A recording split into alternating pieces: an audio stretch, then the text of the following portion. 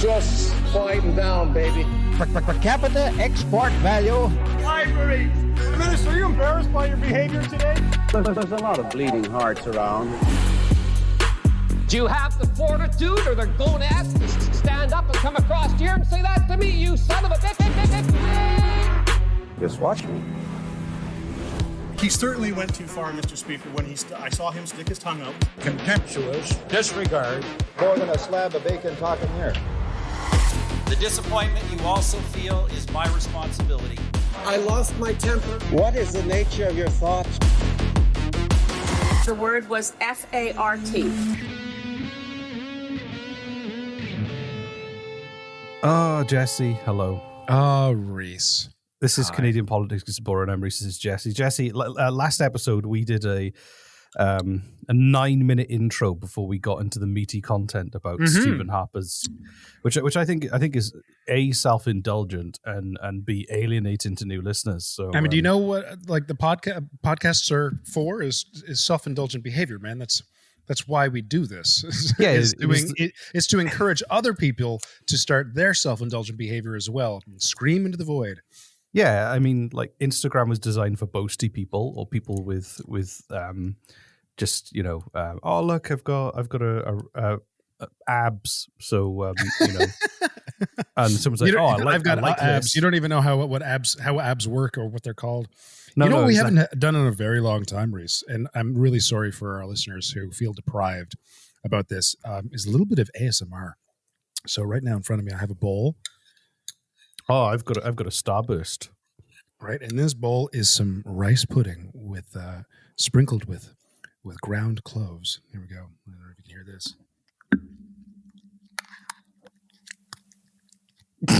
It's like a little fart noise. I'm gonna take a little put. It smells so good. I'm gonna just. All I heard was a little. I can't eat it when you're making fart noises, Reese. Sorry.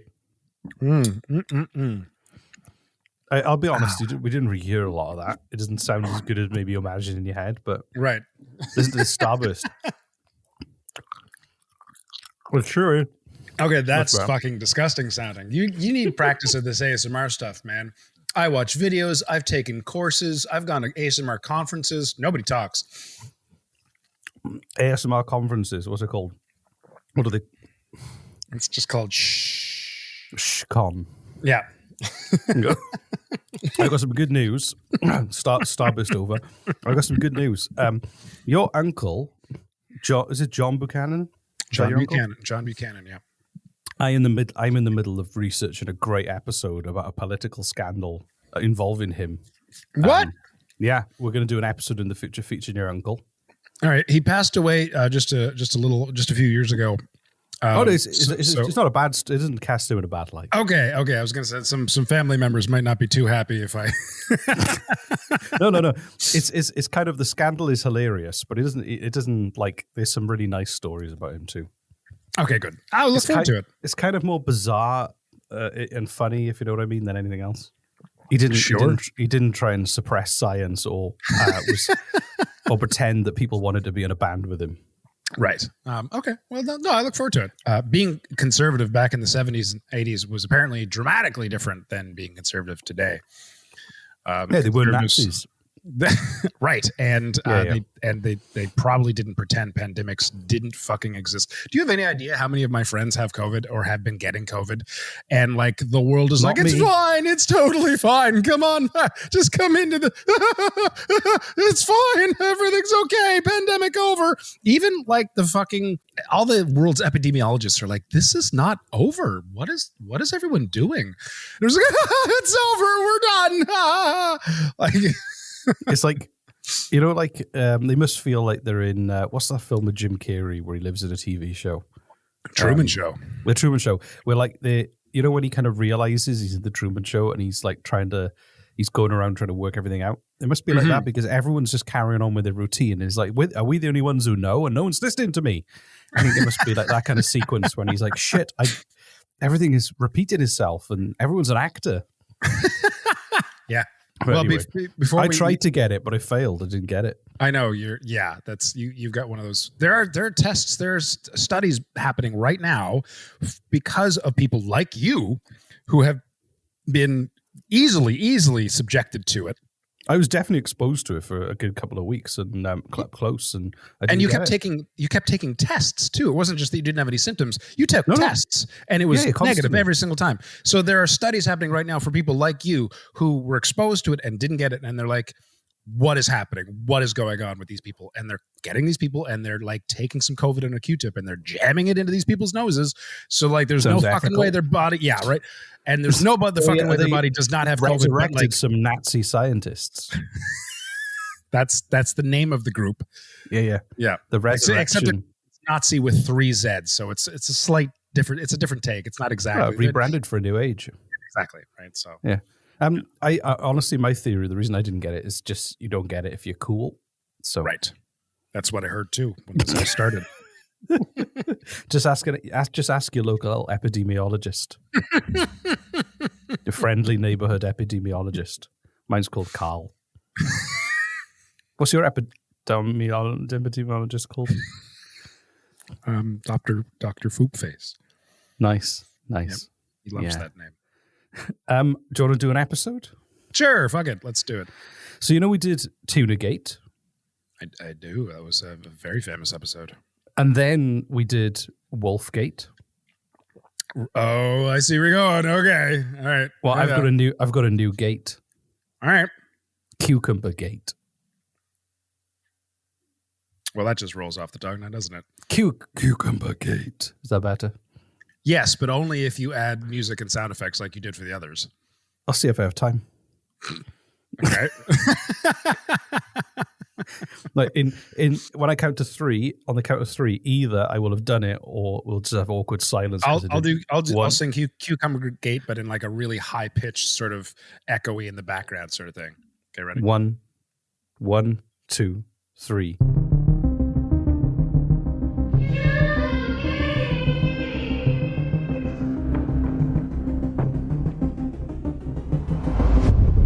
Cucumber Gate.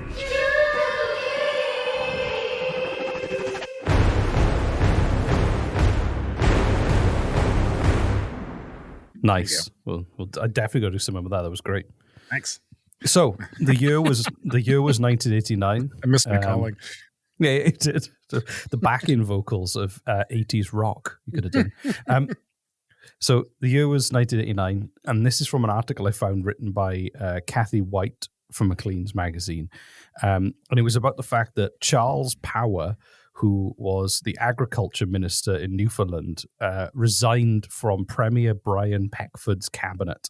And he declared that his conscience did not allow him to work for a government that continued to pump money into a project that was off the rails.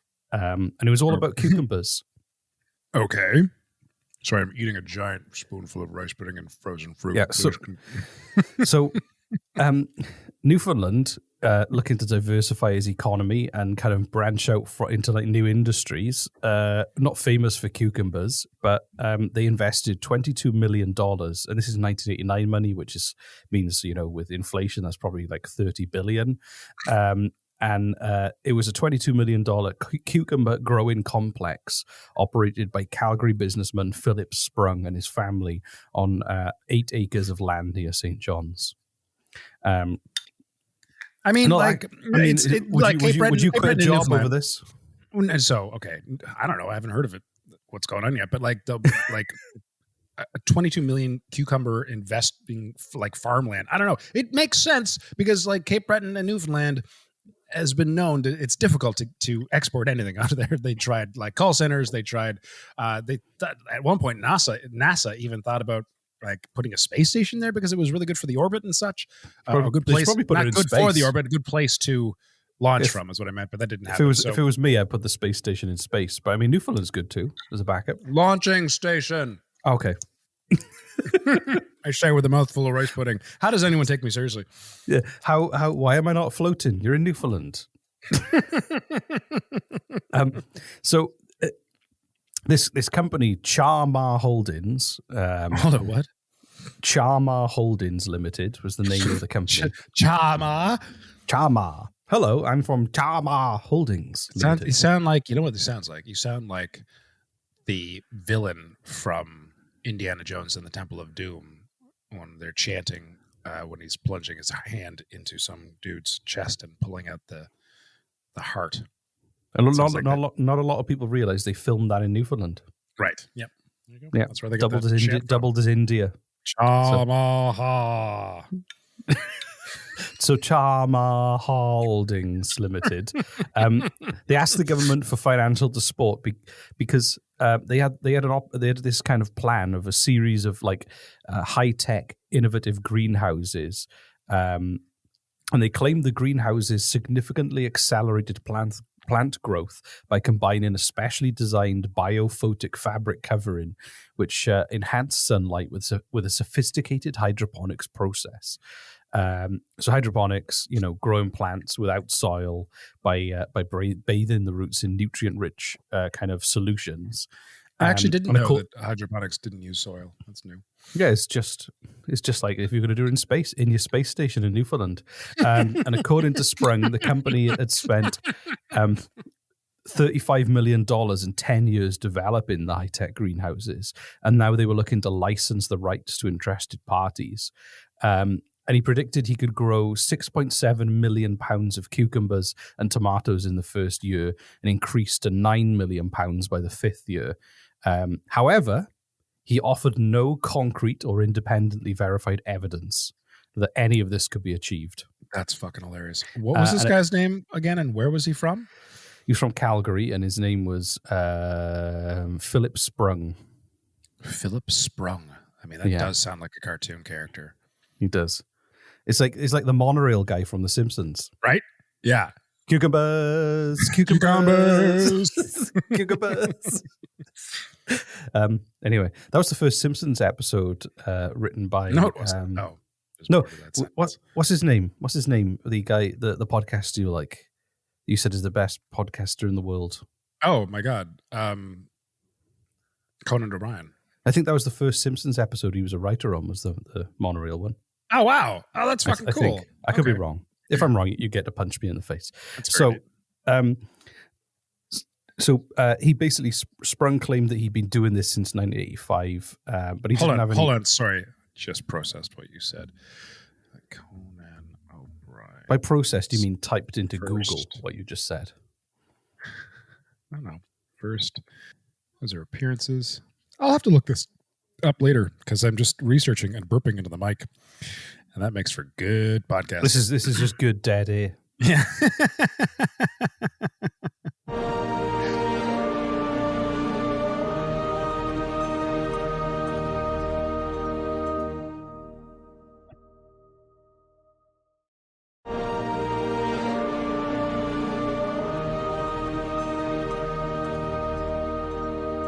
There was skepticism around the plan and whether you could actually grow cucumbers in Newfoundland's cold climate and the reduced sunlight, and that the technology might not be as effective as Sprung was claiming. And Sprung said they needed an artificial lighting system, and that would solve the problem. So the province was like, "Yeah, let's do this. We imagine if we get this right, we'll be, producing more cucumbers than everyone can eat." So hold on, we'll export them the government agreed to give tens of millions of dollars to a project that had no proof as to what they were offering. No, but, you just shake hands and is a done deal. It's fine. If you like the people with money like this, okay.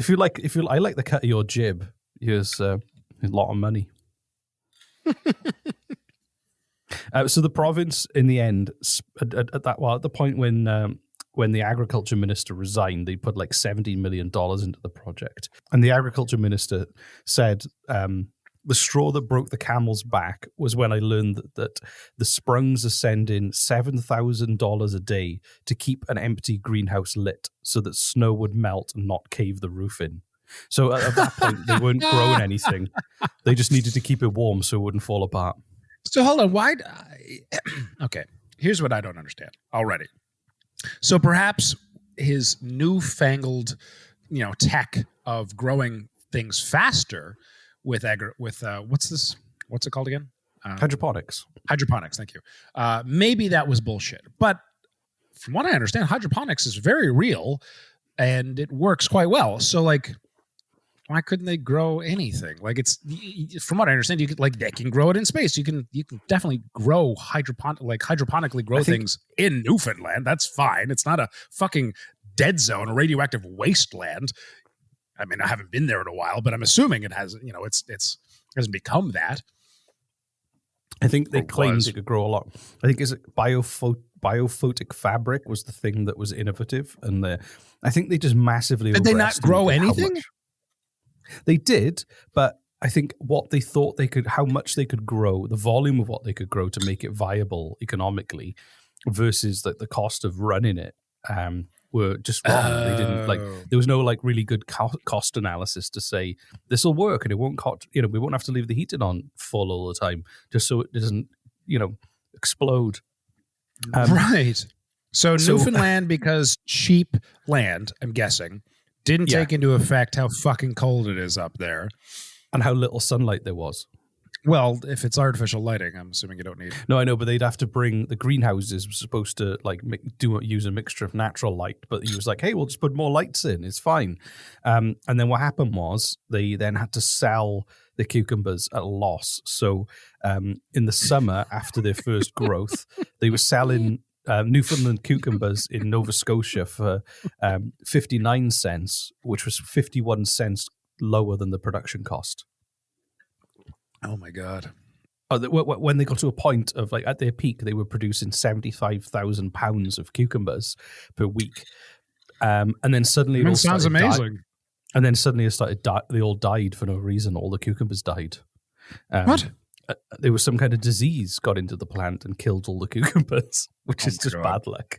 And Sprung claimed that it had been sabotage, and he offered $10,000 reward for anyone who could be arrested for murdering cucumbers.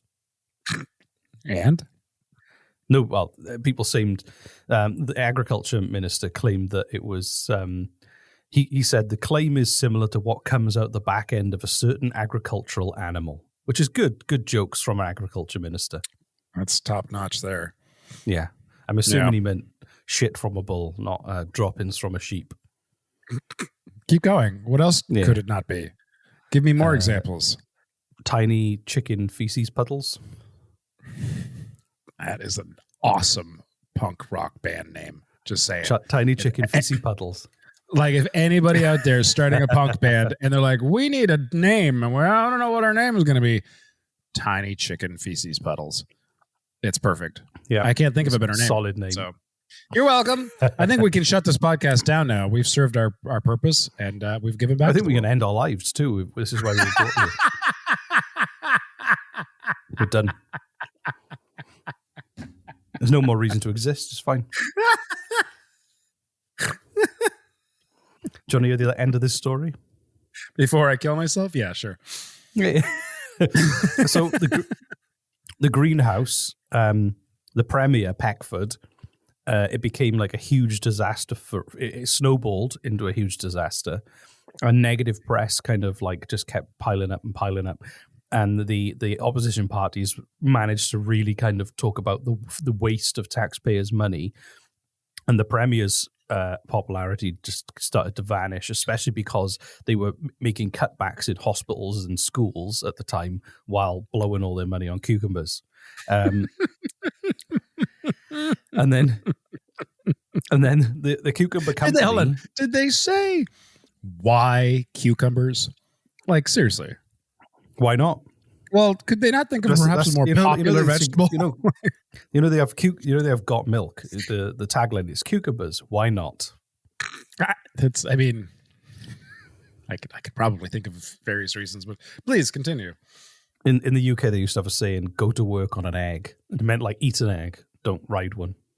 Oh, to work. Thank you for that. No problem. Just translating the cultural differences. So they kind of the company went bust in the end, and then it was bought out by somebody else, and then bought out by somebody else. And they tried to improve things and reduce the cost. And then what happened was they just abandoned the operation. They packed up the greenhouses and sold them off. and it was dismantled and shipped out of province. Just quietly, like They were like, "Oh, this isn't working." I think they took it to Quebec. What's the guy's name that ran all the whole thing? Fuckface McGee. Philip Sprung. Philip Sprung. Right. Yep. Yeah. It was on the tip of my tongue. So they did a Seamus O'Regan, who was a just very Irish man. I know. Yeah, it was. I think he was a judge, Justice Seamus O'Regan, in 1990 led an investigation to see what went wrong. And they said that there was no proper investigation into the technology or economic viability. And once the government signed the contract, failed to consult with experts on the operation's progress and unnecessarily sustained considerable loss of taxpayers' money. And also that the contract. So hold on, are you saying that like this could have worked, but it could have worked, but just was the technology sound? Has it worked in other places? Well, the contract, I don't think the government looked at the contract. I think they got carried away. So they looked at the contract, and apparently all of the financial risk was left on the government without any justification. So for the business getting involved, they were like, "Hey, this could work, but if it doesn't go right, it's all on the government, nothing to do with us." And then That's just smart. And then they flew off to West Ogdenville or whichever it was to build the next monorail. West Ogdenville? I can't remember the name in The Simpsons of the other town. Oh, I thought this was a real place in Canada. I was very excited. No. That would be good. So there we go. That was Cucumber Gate. That was cool. That was all right. It wasn't too crazy. It was a failed entrepreneurial business about cucumbers. It was good. You're still keeping it up. It brought down a premier. Just who would have thought it? The cucumber is mightier than the ballot box. Or something. I don't know. That's good, Reese. You haven't lost your touch. That was fun, and that was an efficient episode. We had small, really tight small talk, and then we got into the meat of it, and then we're getting close to the 23-minute mark, and we just nailed it. Look at that, we're back on track. I love it when you use words like tight and nailed and meat all in the same sentence. Yeah, if you could do that more often, I'm sure that's fine. Me and a lot of other listeners happy. So, can you talk about your car? Tell me about your car. My car? Yeah. Oh, my car. The best thing about my car is that it has heated seats and it also cools you down. No, but you're supposed to use the words we just talked about. You're not picking up on that? I wasn't just like it's made of meat. The gap between the seats is tight. And what was the other one? Nailed. And the screws were gone when I had to put the new license plate on, so I nailed it on. That's not as there we good. go. All right, that's so your expectations. Also, as well, last week we did the call to action of if you like all our posts, and we had 4 people do it on Instagram, and we had 1 person do it on Twitter. That's amazing. And what are their we're going to let them choose a topic? Is that right? Yeah, we're going to let them choose a topic, and we'll dedicate that episode to them. So they've all chosen their topics. I got them written down for the future. That's awesome. So what can people do for a special prize this time, Jesse? For just liking our stuff again? Just go to Patreon. Go to Patreon. That'd be a good one. And sign up on Patreon. Just give us money. I have something that I did today.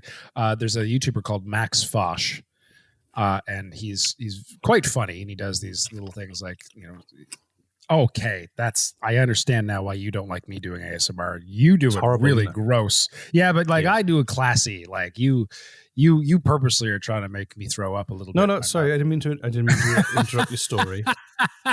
With incredibly loud sucking and chewing noises. No, tell me a story about whatever the YouTuber is wonderful. You spend all your free time watching YouTube in your bedroom. Not all my free time. Anyway, he's very funny, and he does stuff like seeing he could sneak into the security conference without just by faking a badge, which he did. And I wrote to him and I asked him if he'd like to be on our show, and he wrote me back immediately, and he said no. And I think everyone should write to him and convince him to be on our show and then Stop we'll harassing him. And then when he finally agrees to be on our show from being harassed, I'll say no. I like that he immediately replied to say no. That's great. Took time out of his busy morning. Yeah. And also some big news. We have an agent for live events. Woohoo! So if you have like a festival or a conference and you would like me and Jesse to do a talk, and it's kind of called whatever your conference is about is boring. We're going to think of a better name because that's awful. Yeah. We did one for we did one for a HR conference called HR is Boring. It was like 800 people online during they had an all lunch. day. Yeah, it was lunch, like an all day virtual session last year for like human resources.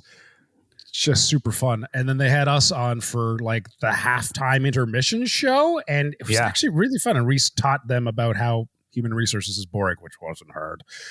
I talked about how Stalin used HR to rise to power in the Soviet Union using murder. So if you have a company, New One Entertainment, you know who to come to.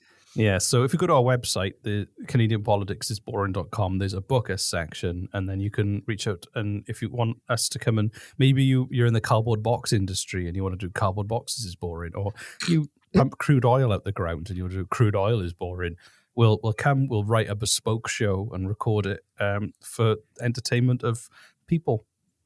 There you go. So that's 4 call to actions, people. 4. You've got your fucking work cut out for you tonight. 1, like every single one of our Instagram posts. You don't have to do that one. Oh, don't do it. Okay, so that one's optional. The other 3 are obligatory. There's 5 call to actions now. 5. Fifth one is ignore the first one.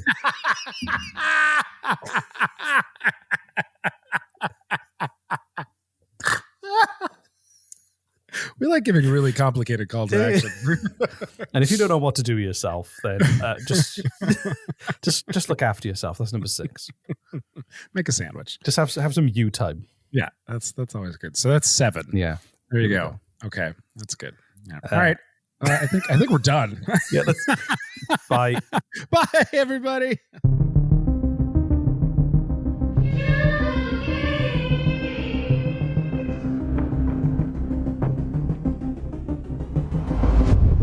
Cucumber Gate.